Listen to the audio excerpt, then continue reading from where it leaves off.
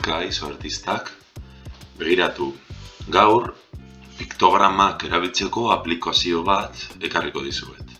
Aplikazioa Arasak deitzen da. Aplikazio hau Aragoikoa da, Aragoiko gobernuak zuzendutakoa, bere laguntzarekin eta guretzako zergatik da hain interesgarria, ze euskaraz ere aukera dugulako. Orduan, arasak.org behin sartuta, puntu honetan, hizkuntza aukeraketan, euskara aukeratu dugu.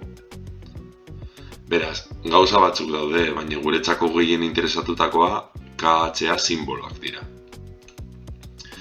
Beraz, hor edozein gauza bidali dugu, adibidez, animalia idatzita, ja aukera batzuk daude, eta beno, animaliak agertzen dira. Edozein gauza bilatzean normalean aukerak agertzen dira. Orduan, gero nola erabiltzen da? Zergatik da hain interesgarria? Imagina dezagun animaliak hitz generikoa erabiltzen duguna. Klikatzen dugu, gainera, gero hemen aukerak ere jartzen dira. Eta aukera dugu atzeko planoaren koloreare aldatzeko, nire ustez interesgarriena txuria da, baina batez ere, umeekin txuri beltzez erabili nahi baditugu gero haiek margotze aldera, koloreak kentzen badugu, baitu. Eta oso erreza da kopiatzea. Gero kopiatzen duzu, edo deskargatu duzu.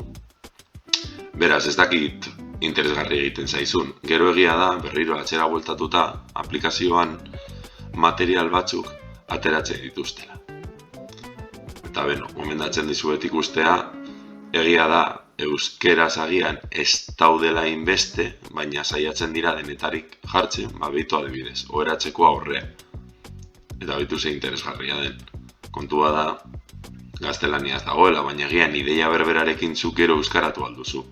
Nire ustez aukera pillo bat daude. Gainera,